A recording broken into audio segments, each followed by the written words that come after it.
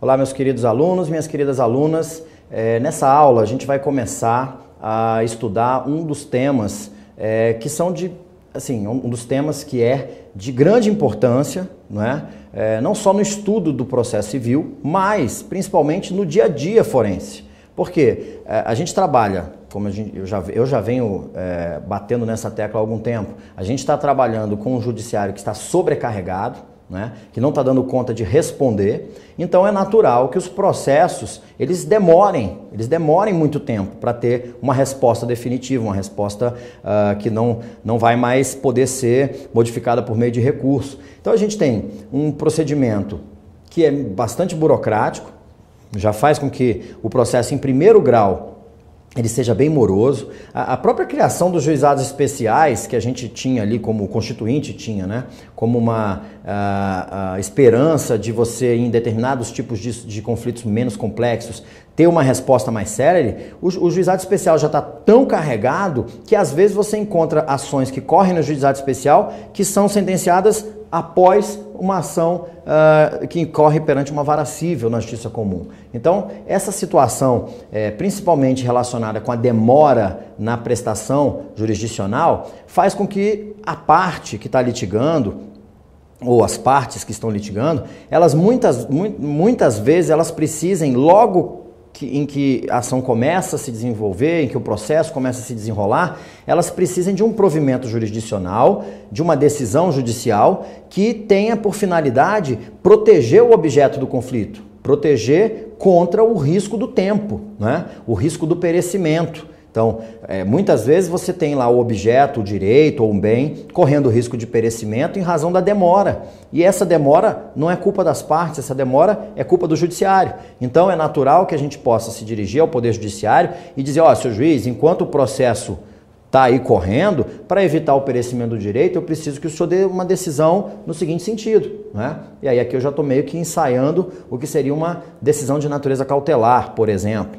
Mas às vezes, em razão de características próprias daquele conflito, justifica eu pedir mais do que um provimento de natureza cautelar, justifica eu pedir um provimento jurisdicional que seja de natureza satisfativa, que pegue aqueles efeitos que decorreriam da sentença ao final. Então, se ao final a sentença for favorável ao meu pedido, essa sentença, que é um reconhecimento jurídico de um direito, ela tem efeitos práticos, né? Quando ela for executada, na hora que ela for executada, esse direito reconhecido vai se transformar numa situação concreta. E essa situação concreta pode ser a entrega de um bem, né, o pagamento de uma dívida, o cumprimento de uma obrigação de fazer ou de não fazer. Então, esses efeitos que decorrem da decisão, eventualmente, dependendo da circunstância, eu posso querer pedir antecipadamente esses efeitos. E aí eu já estou falando de uma medida antecipada, de uma tutela antecipada, tá? Da antecipação dos efeitos da tutela, ok? Então, essas figuras que eu estou falando aqui, que a gente pode tratar como medidas de urgência, elas receberam um novo regramento, completamente diferente no Código de 2015. Porque antes, o que a gente tinha no CPC de 73? A gente tinha no livro do processo de conhecimento, livro 1, você tinha a figura da antecipação dos efeitos da tutela, no artigo 273, tá? Esse artigo 273, ele tinha situações que, na verdade, a doutrina criticava muito, porque falava, peraí, isso aqui, na verdade, não é bem uma antecipação dos efeitos da tutela, aqui já é uma situação que está evidente que o autor tem direito, então deveria existir uma chamada tutela de evidência, que o nosso código não contempla, e em outros ordenamentos já se fala nessa tutela de evidência, não é uma tutela de urgência, essa pessoa, ela tem direito de receber esse provimento, mas não está correndo risco nenhum de perecimento o objeto. Então, eu não posso falar que é uma medida de urgência, ela é uma medida embasada na evidência, tá? E aí eu tinha também o artigo 461, que falava também de antecipação dos efeitos da tutela nas obrigações de fazer ou de não fazer, e eu tinha o livro 3 do Código de Processo Civil, de 73, que era um livro todo destinado ao estudo do processo cautelar, tá? E das medidas cautelares que esse processo cautelar poderia contemplar. E ali a gente falava do processo cautelar que era manejado antecipadamente ao processo principal, fosse ele de conhecimento ou de execução, e falava também daquele processo cautelar que era manejado de modo incidente no curso de um processo de conhecimento ou de um processo de execução. Então, na verdade, eram institutos bem distantes, que tinham requisitos próprios, tá? E que agora sofreu uma total reformulação. Então, por isso é que eu destaquei logo no início, na abertura dessa aula, que é um tema extremamente importante. Então, ele é extremamente importante pelo seu uso no dia a dia forense, que é muito difícil a gente encontrar. Na verdade, eu praticamente, quando exercia advocacia, quase da totalidade das ações que eu ingressava, eu formulava um pedido liminar, fosse de natureza cautelar, fosse de natureza satisfativa, tá? Por quê? Porque a gente sabe que o processo vai demorar, mas aí eu tenho que demonstrar a presença dos requisitos, ok? No novo regramento, a gente vai ver, por exemplo, que esses requisitos eles foram uniformizados no que diz respeito à tutela antecipada e à cautelar. Só isso já é uma diferença muito grande, tá? Então a gente vai desenvolver com bastante calma para que fique bem clara a diferença, porque é uma matéria que de tão complexa no que diz respeito à separação do que seria satisfativo, do que seria cautelar, o legislador do Código 73, o legislador reformista, né, lá no ano de 2002, salvo engano, ou 2002 ou 2005, ele acrescentou um parágrafo 7º no artigo 273, só porque, reconhecendo que estava tendo muita dúvida, muita confusão no dia a dia forense, reconhecendo a possibilidade de o juiz, recebendo um pedido errado, se tivesse os requisitos do outro pedido, ele pudesse conceder o que seria certo. Então, se eu pedisse, olha, eu quero uma antecipação de tutela, o juiz falasse, pô, isso aqui não é antecipação de tutela, isso aqui que o autor está pedindo é um provimento de natureza cautelar. Deixa eu ver se os requisitos da cautelar estão presentes. Ah, estão. Vou conceder a cautelar de maneira incidental. Isso foi criado pelo legislador em reconhecimento ao fato de que a confusão era enorme entre advogados, membros do Ministério Público, juízes, tá? Então a gente vai trabalhar com bastante cautela, compreensão, né, de cada uma dessas figuras e a nova figura, que é a figura da tutela da evidência, ok? Então, vamos passar aqui. Primeiro, vamos olhar aqui para o quadro. A gente tem, nesse novo regramento, o gênero que o legislador criou, ele foi denominado como tutelas provisórias, tá?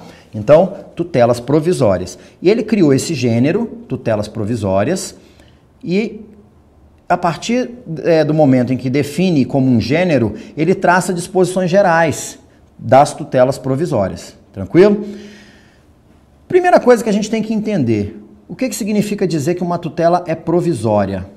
Significa dizer, utilizando um sinal contrário, que essa tutela provisória não é uma tutela definitiva, tá? Não é uma tutela definitiva, ela é provisória. Ou seja, uma tutela provisória é uma tutela que tem uma tendência a, em algum momento, ser substituída por outro tipo de tutela, né? Que seria uma tutela definitiva. E quando eu falo definitiva, eu não estou falando de permanente, eu não estou falando definitivo no sentido que a gente emprega, por exemplo, na classificação da sentença definitiva, né? A sentença de mérito. Então, o que é provisório é aquilo que tende a ser substituído por outra coisa, por algo que não é provisório, tá? Que no caso do processo é algo definitivo.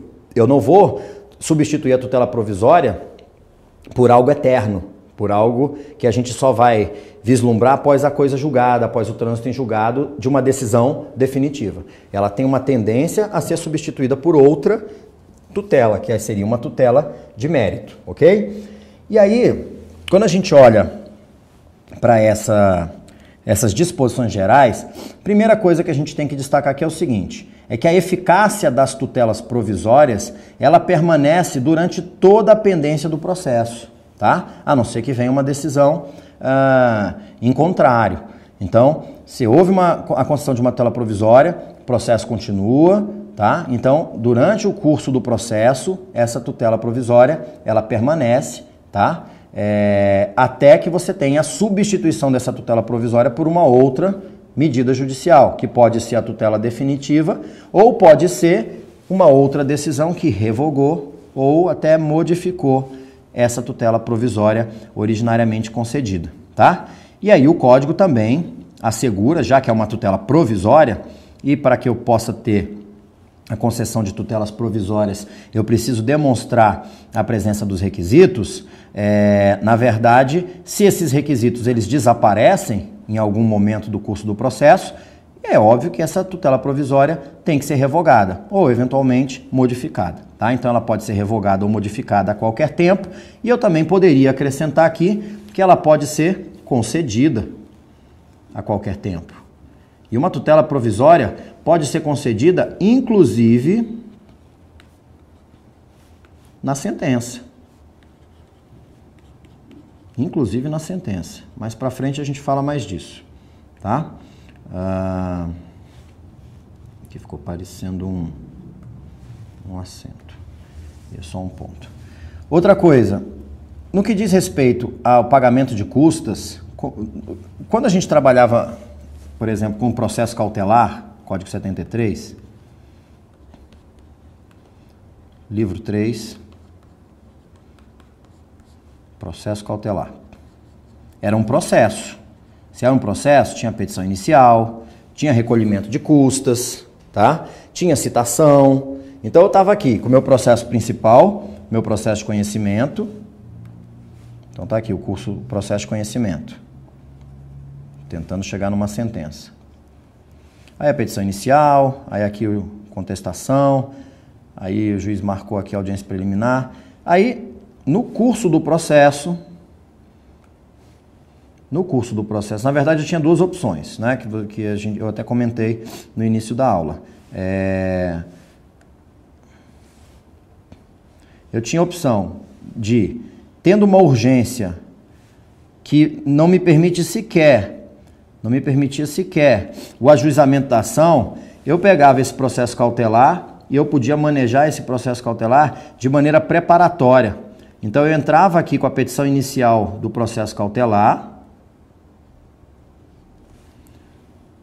pedia a citação do réu e o juiz podia conceder uma liminar no processo e ao final, ou ele podia conceder uma sentença, tá? Vamos supor que ele concedesse a liminar. A partir do momento que eu cumprisse essa liminar, eu tinha 30 dias para entrar com a ação principal, que é essa que está em azul aqui, que seria o processo de conhecimento. Isso aqui seria um processo cautelar, que a gente chama cautelar preparatório, né?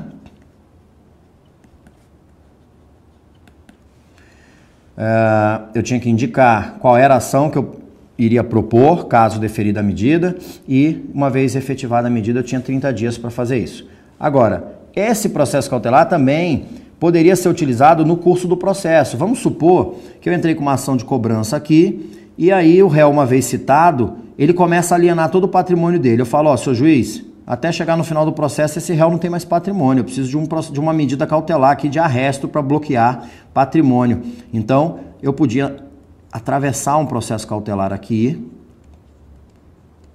ia citar o réu, contestação, etc. e tal, o juiz já podia conceder uma liminar determinando o bloqueio de bens. Isso aqui seria um cautelar incidental. Ok? O incidental, tanto o cautelar incidental quanto o cautelar preparatório, isso aqui era tudo feito por processo. Processo, para você distribuir a petição inicial, tem custas. Então, você tinha que recolher essas custas. Mas agora, a gente não fala mais em processo cautelar. A gente só fala em medidas cautelares. E essas medidas cautelares, elas são propostas no curso do processo. Então, eu não tenho mais o processo cautelar, tá?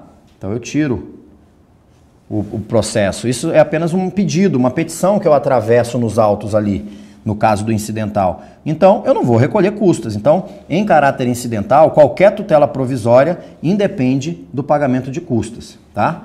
Isso é importante. No que diz respeito à execução das tutelas provisórias, então as tutelas provisórias, normalmente, elas vão vir na forma de uma medida liminar, né? Uma decisão interlocutória proferida no início do procedimento. E aí essa liminar, ela vai provavelmente contemplar uma obrigação, né, um comando para que seja cumprida uma obrigação de fazer, de não fazer, de entregar coisa, tá? E aí, se a parte descumprir, o Código já prevê aqui nas disposições gerais que as normas que são aplicadas ao cumprimento da sentença, né, a execução da sentença, são aquelas normas de natureza coercitiva, são as mesmas normas que serão aplicadas para a gente forçar o cumprimento das tutelas provisórias, ok? Então, se lá no cumprimento de sentença, a sentença que reconheceu uma obrigação de fazer, tá? O juiz diz, condeno o réu a, sei lá, pintar a casa sob pena do pagamento de multa diária de R$1.000. Então, se é possível impor multa diária para forçar o cumprimento de uma sentença de obrigação de fazer, se uma liminar for concedida como tutela provisória, determinando uma obrigação de fazer ou de não fazer, o juiz vai poder, do mesmo jeito, impor uma multa diária. Se for uma obrigação de entregar coisa e essa obrigação vem na sentença, o juiz vai mandar expedir mandado de busca e apreensão. Então, da mesma forma, se eu tiver uma tutela provisória determinando a entrega de um determinado bem, o juiz vai poder mandar expedir mandado de busca e apreensão. Então, todos aqueles poderes que são inerentes ao juiz para forçar o cumprimento de uma sentença, como remoção de coisas, remoção de pessoas, interdição, derrubada de edificação, apreensão, bloqueio, imposição de multa, tudo isso é possível de ser utilizado para forçar o cumprimento de qualquer tutela provisória que seja concedida pelo juiz, ok? E no que diz respeito à competência, vai ter competência para apreciar o pedido e para conceder tutelas provisórias, o mesmo juiz que tem competência para a causa principal, tá? Porque a gente vai ver que as tutelas provisórias, dependendo do tipo, elas podem ser requeridas igual acontecia com o processo cautelar preparatório, ok? E aí a gente vai ter um juiz, quem vai ser o juiz para apreciar isso? Vai ser o mesmo juiz que vai ter competência para apreciar a questão principal. Mas isso aí a gente vai ver quando tratar de procedimento, ok? Então vou mandar aqui, nas tutelas, ainda nas disposições gerais das tutelas provisórias, o Código estabelece que a gente tem a possibilidade, né, o juiz ele pode exigir a prestação de uma caução, ou seja, de uma garantia, né? Garantia,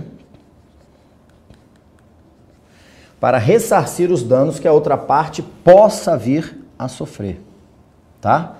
Que ela possa vir a sofrer. Então eu vou lá, peço uma liminar para determinar que me entregue um determinado bem, que me permita já ir usufruindo uma liminar, uma tutela provisória, liminar de urgência, de natureza satisfativa, para eu já começar a utilizar um determinado bem. Bom, mas e se lá no final eu perder? Eu tenho que devolver esse bem, mas esse bem vai ter sofrido com o uso, né? Então, eventualmente, vai ter dano. Se o juiz quiser, ele pode dizer assim, olha, eu concedo a liminar requerida, concedo a tutela provisória requerida, mas sob a condição de o autor depositar em juízo, prestar uma caução em juízo no valor de tanto. A garantia, ela pode ser feita por meio de dinheiro, ela pode ser feita por meio de fiança bancária, o banco, você vai lá no banco, paga lá uma taxa por mês e o banco garante aquilo ali. Pode ser feito por meio da garantia por meio da entrega de títulos da dívida pública. Então você investe lá no Tesouro Direto, por exemplo, você é credor do Estado, você tem um título da dívida pública, você deixa esse título da dívida pública calcionado, né? Deixa em garantia, enfim, pode ser garantia de várias formas, tá? Pode ser por meio de bens imóveis, bens móveis. Então o juiz pode exigir, não é que ele vai exigir, ele pode. E o Código deixa uma brecha no que diz respeito àquela parte economicamente hipossuficiente, aquela parte que está utilizando dos benefícios da justiça gratuita. E utilizando dos benefícios da justiça gratuita, ela provavelmente não dispõe, né, de posses para garantir, para prestar garantias, e eventualmente ela pode necessitar a concessão de uma tutela provisória. Então, nesse caso, o juiz não vai exigir essa garantia, tá? Também o Código prevê que as tutelas provisórias elas podem ser concedidas liminarmente ou após justificação prévia. Justificação é uma audiência que o juiz chama as partes ali, bom, ele está na dúvida, bom, será que, eu ainda estou na dúvida, será que esse requisito aqui realmente está presente? Será que isso é assim? Não, deixa eu chamar as partes aqui para esclarecer as coisas direto com elas. Então ele manda chamar as partes e tira suas dúvidas e concede a tutela provisória nessa audiência de justificação, ou sem a justificação ele recebe a petição inicial e já apresenta a sua liminar, tá? Vou aproveitar para falar uma coisa aqui.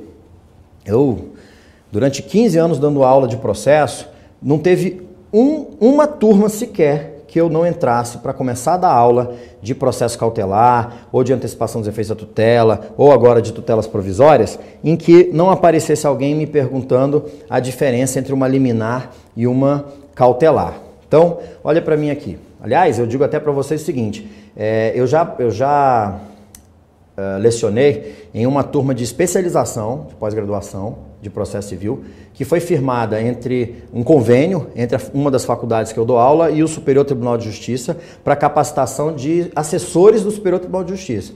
E nessa turma eu dei um módulo só sobre processo cautelar.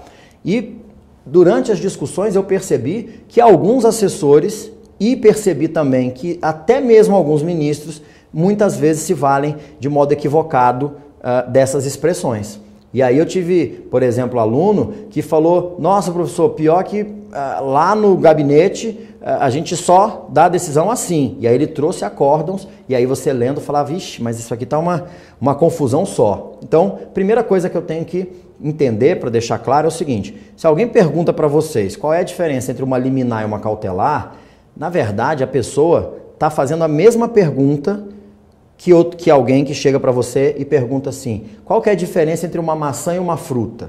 Tem como eu comparar? Qual é a diferença de uma maçã para uma fruta? Maçã é fruta. Então, eu posso responder, depende, liminar é cautelar, mas liminar pode ser outra coisa. Então, na verdade, eu estou falando do quê? Eu estou falando de gênero e estou falando de espécie, né? Fruta é gênero, maçã é espécie. Posso ter várias outras frutas, tá? Mas eu comparo as espécies, eu faço comparação entre as espécies. Eu não posso fazer comparação entre o gênero e a espécie, tá? Porque a classificação existe justamente para que eu pegue algo que está dentro do mesmo gênero e faça diferenças entre as espécies, tranquilo? Para começar. Então, olha só, liminar. O que é uma liminar? Se eu for na etimologia, né, vem do termo liminis. Liminis é a mesma origem latina das expressões limiar, limite, tá? Isso dá a ideia pra gente o quê? Limite, limiar. Você está falando do início, são decisões de limite mesmo, então no início do procedimento. Então, algo que a gente pode pensar assim, liminar no âmbito do processo, significa qualquer ato que é praticado pelo juiz no início do procedimento. Então, e quais são os atos que são praticados pelo juiz no processo? No processo, durante o curso do processo, quais são os atos? Só são 3. Um juiz passa a sua vida inteira profissional praticando 3 espécies de atos e mais nada. O juiz profere despachos, então lá o código fala, são pronunciamentos do juiz. Os despachos, as decisões interlocutórias e as sentenças. Né? São 3 espécies de atos, de pronunciamentos do juiz, não é isso? O despacho não tem carga decisória, é ato de impulso oficial do processo. Decisão interlocutória são atos de conteúdo decisório, como o nome já diz, decisão, só que interlocutória, quer dizer, está entre locuções. Então são decisões proferidas no curso do processo, sem colocar fim ao processo, tá? E a sentença, que é aquele provimento que põe fim ao processo, eventualmente, mas que agora o legislador, aliás, de um tempo para cá, no Código 73, já tinha havido uma reforma nesse sentido, mudou o enfoque para trabalhar um conceito de conteúdo, né? Então, todo ato do juiz que for fundamentado em uma das hipóteses do artigo 485, que fala da resolução do processo, da extinção do processo sem resolução do mérito, e do 487, que fala da extinção do processo com resolução de mérito. Então, qualquer uma dessas duas hipóteses, se o ato for fundado em uma dessas duas hipóteses, a gente fala que é uma sentença, tranquilo? Então, vamos lá. Se liminar é todo ato que é proferido no início do processo, eu posso dizer que existe despacho liminar, decisão interlocutória liminar, decisão liminar e sentença liminar? Posso. Quer ver? Você protocola a petição inicial. O primeiro ato do juiz no processo é ao autor para emendar a inicial, no prazo de 15 dias, esclarecendo quanto ao valor da causa, que estava faltando. O código agora diz que o despacho de emenda não pode ser genérico, né? Emende-se. O juiz tem que estabelecer exatamente qual é a falha, o que está faltando. O que o juiz fez? O juiz proferiu um despacho, não tem conteúdo decisório aí, é um ato de impulso. Foi o primeiro, foi o despacho liminar. Emende-se. Cite-se é um despacho liminar. Mas não é desse que a gente costuma falar quando se refere a liminar. Posso ter sentença liminar? Posso. Tem duas situações que eu posso ter uma sentença liminar. Eu posso ter uma sentença liminar no artigo 330, que é a sentença de indeferimento da inicial. Ora, autor, protocola a petição inicial. Primeiro ato do juiz, indefira a inicial e, por via de consequência, extinga o processo sem resolução de mérito, com fulcro no artigo 485, inciso 1º. Acabou. Foi o primeiro e o único ato do juiz. Foi a sentença liminar, no início do procedimento.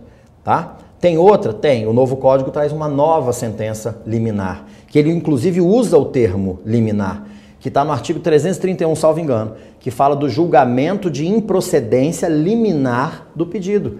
Então, liminar, ou seja, liminarmente, o juiz já está julgando o mérito, julgando improcedente naquelas hipóteses, 4 hipóteses, salvo engano, que o código prevê, né? São hipóteses relacionadas com o pedido do autor, o pedido que o autor formula, ele está indo de modo contrário à jurisprudência dominante dos tribunais, jurisprudência sumulada, súmula vinculante, decisões proferidas em acórdãos de RDR, incidente de resolução de demandas repetitivas, incidente de assunção de competência, tá? Então essas figuras aí que a gente trabalha dentro da vinculação aos precedentes, agora existe essa sentença de improcedência é mérito, liminar do pedido, sem a citação do réu, antes do réu ser citado.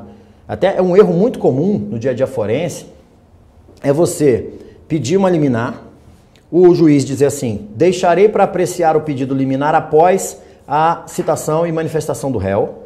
Depois que o réu contesta, o juiz vai lá, aprecia o pedido, ante o exposto, defiro liminar para... Isso não é mais uma liminar, isso é uma decisão interlocutória, né? Ante o exposto, decido determinar ao réu que se abstenha, que faça, que deixe de fazer, que entregue. Não é mais uma liminar, mas é como eu disse para vocês, é um erro muito comum, tá? Liminar são atos praticados pelo juiz no início, tá, do processo, ok?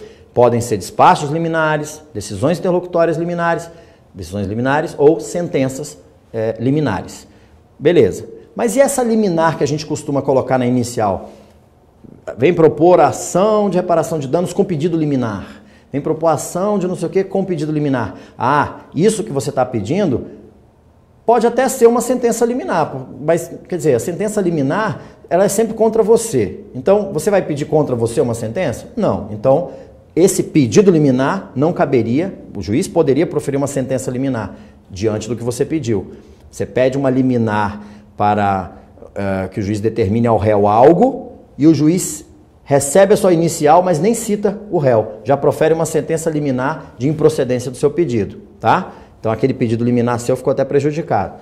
Esse pedido liminar que você está fazendo também não é de despacho. Você não vai pedir propor ação de reparação de danos com pedido liminar. Aí, quando o juiz vai olhar o pedido liminar, ante exposto requer, seja liminarmente determinada a citação do réu. Até porque nesse código novo a gente nem precisa pedir a citação do réu. Então, esquece isso. Só sobra decisão, né? Decisão interlocutória. Então, essa liminar que a gente costuma falar, que a gente costuma requerer, é a decisão interlocutória que o juiz vai proferir logo no início do procedimento. Então, vai estar entre que locuções? Entre a petição inicial e o próximo provimento, o provimento posterior à concessão dessa decisão, tá? E aí é que a gente entra naquela classificação de gênero e espécie. Por quê? Agora que eu defini que essa liminar, que a gente faz confusão, é uma decisão interlocutória, vamos pensar. Eu tenho, e vocês se lembram disso, quando estudaram mesmo sob a égide do Código 73, de cara essa dupla divisão entre uma liminar e uma medida de urgência, né? Já podemos pensar numa medida de urgência. Eu tenho medidas de urgência de natureza cautelar e de natureza satisfativa, que eu comentei no início da aula, né? Eventualmente eu posso pedir para o juiz que determine o bloqueio de bens, o arresto de bens do devedor, porque é uma ação de cobrança e ele está alienando todo o patrimônio. Então qual é a motivação?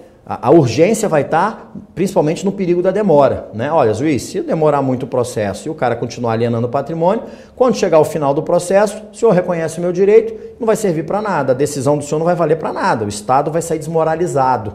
Então, na verdade, a concessão de medidas cautelares é, antes de tudo, interesse do Estado.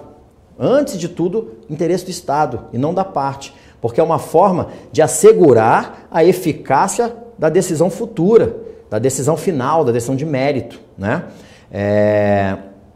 Essa é até a justificativa pela qual as medidas cautelares podem ser concedidas de ofício pelo juiz. A gente não pode pensar de outra forma. O código anterior, inclusive, ele era claro nisso. O código atual não fala. Há gente por aí falando que acabou o poder geral de cautela. O poder geral de cautela era justamente o que estava lá no artigo 798 e 799 do Código de 73, que dizia que além das medidas cautelares específicas que o Código já previu, o juiz poderia determinar qualquer medida e não falava requerimento. Então, a ideia é de que o juiz, tendo um poder geral de cautela, sempre que ele percebesse que uma parte poderia causar ao direito da outra um risco, um dano grave ou de difícil reparação, o juiz poderia determinar a adoção, determinar o cumprimento de medidas protetivas, medidas acautelatórias, tá? Mas não é porque não está expresso na lei que você não extrai isso do plano principiológico, que você não vai extrair essa norma do plano principiológico. Então, como eu coloquei para vocês, claro que a parte que pede tem interesse na medida cautelar, mas há um interesse muito maior do Estado em assegurar a eficácia das suas decisões, né, das decisões futuras. E, não, então, além da futura, da decisão interlocutória que ele venha a proferir. Tranquilo? E existe aquele outro grupo. A gente vai falar um pouco mais disso quando a gente sair das disposições gerais, entrar nas disposições específicas, que vai ser na próxima aula. A gente vai ter aquelas medidas de natureza satisfativa, que a gente no Código 73 trabalhava com a figura da antecipação dos efeitos da tutela, que não necessariamente eu preciso ter urgência, pode haver uma urgência, mas aí a satisfativa é o seguinte, já tem outros elementos que mostram, olha, seu juiz, isso aqui está claro que é meu, é claro, tá praticamente assim, já dá para perceber que eu tenho razão, né? A gente tem que seguir com o devido processo legal, contraditório e ampla defesa, mas a não ser que o réu venha com uma coisa muito forte, com provas muito fortes, tá praticamente, né, certo que é meu, então eu já tenho direito de usufruindo disso, tá? Então são duas diferenças. Quando eu peço e o juiz diz defiro a liminar, essa liminar pode ter natureza cautelar e essa liminar pode ter natureza satisfativa. Então aí a ideia é de gênero e espécies. Por isso que quando alguém pergunta qual é a diferença de uma liminar para uma cautelar, essa pessoa está demonstrando que não sabe absolutamente nada sobre o assunto. Tranquilo? Faço até um desafio para vocês. Comecem a pegar aí acórdãos de Tribunal de Justiça em cima de decisões de natureza cautelar, que alguns ministros e desembargadores colocam lá em cima decisão e outros colocam despacho, tá? Alguns fazem até diferente, o despacho seria como se fosse uma decisão interlocutória e a decisão seria aquela decisão monocrática de mérito, aquela decisão final, que depois a gente vai agravar regimentalmente para ter uma decisão colegiada, num acórdão, e comparem, comecem a examinar a utilização dessa terminologia, para vocês perceberem como que ela é, em muitos casos, utilizada de maneira equivocada, tá? E por que vocês têm que dar atenção para isso? Se vocês forem fazer uma prova, além de você ter o domínio técnico, né? Eventualmente você é um juiz que está aí fazendo uma atualização no Código de Processo Civil, até que beleza, sempre fiz certo, legal, vai reforçar o seu conhecimento, você já sabia disso e já eventualmente até tem outros exemplos para demonstrar que essa é a técnica adequada. Não, eu estou estudando para fazer. Então você já vai chegar na prova subjetiva, o que antes você escreveria apenas ali uma página, já dá para você escrever umas 4. Né? E demonstrando densidade do conhecimento, no domínio do conhecimento e densidade argumentativa. Tranquilo? Então vamos ver o que a gente ainda tem aqui no quadro, nessas disposições gerais. A tutela de urgência de natureza antecipada não será concedida quando houver perigo de irreversibilidade dos efeitos da decisão. Eu vou voltar a falar disso aqui. Na verdade, isso aqui é um requisito, né? Se ela não pode ser concedida quando houver perigo de irreversibilidade, eu posso dizer que um dos requisitos é a reversibilidade. Ou seja, se eu pedir antecipadamente, uma tutela de natureza antecipada, para usufruir de um bem infungível, consumível, se ao final eu perder o processo, se o bem é infungível, ele é insubstituível. E se ele é consumível, ele já se esgotou. E agora, o que a gente faz? Não tem como devolver, como restituir. Então, nesse caso, o juiz pode negar a concessão dessa tutela, tá? Porque ele se torna um requisito, ok? Ainda no que diz respeito às tutelas provisórias nas disposições gerais, a gente tem aqui o seguinte, que a reparação por dano material pelo prejuízo, vai sempre existir um dever, né, de reparar por dano material pelo prejuízo que a efetivação da tutela de urgência causar, se a sentença for desfavorável. Então é óbvio, eventualmente, estou discutindo lá de quem é o carro, aí o juiz antecipa, deixa o carro comigo e o réu usava o carro para trabalhar. Ele vai ter um lucro cessante ali, que se a sentença for desfavorável para mim, eu vou ter que restituir. Obtida liminarmente a tutela em caráter antecedente, se não for fornecidos os meios necessários para a citação do requerido no prazo de 5 dias, isso aqui, na verdade, você vê aí um erro de técnica legislativa, né? Porque quando o legislador está falando de disposições gerais e ele fala de um requisito para a concessão de uma tutela específica, que é a de urgência de natureza antecipada. Ele não está mais falando de disposição geral. Isso aqui é uma disposição específica, né? A mesma coisa acontece nesse dispositivo que a gente acabou de ler, ó. Né? Se for obtida a tutela em caráter antecedente é uma disposição específica. Ela não é geral, como a sentença ser desfavorável, independentemente da tutela, né? Porque aqui já está falando do procedimento da tutela antecedente. Se a gente começou a estudar o tema agora, eu nem sei ainda o que é tutela em caráter antecedente. Como é que eu vou falar de fornecimento dos meios para citação? Tá? Agora aqui embaixo volta, ocorrer a cessação da eficácia da medida em qualquer hipótese legal, o juiz acolher a alegação de decadência ou prescrição, aí sim a gente está falando de disposições gerais. Então, uma das formas interessantes da gente desenvolver um bom estudo do novo código é essa observação crítica da técnica legislativa, tá? O código ele foi construído, não foi a 4 mãos, ele foi construído a milhares de mãos, porque foram feitas várias audiências, centenas, dezenas ou quase centenas de audiências públicas no Brasil inteiro, além das audiências internas, das reuniões. Isso permitiu que todo advogado, todo professor de processo, toda a sociedade civil organizada, ela desse o seu pitaco, desse sua colaboração. Então acaba que no final você transformar isso tudo em um texto, acaba tendo esse tipo de problema, né? Então, vamos seguir aqui. O juiz acolher a alegação de decadência e prescrição, a indenização será liquidada nos autos em que a medida tiver sido concedida sempre que possível. Tranquilo? Então, vamos terminar aqui, vamos encerrar essa aula aqui.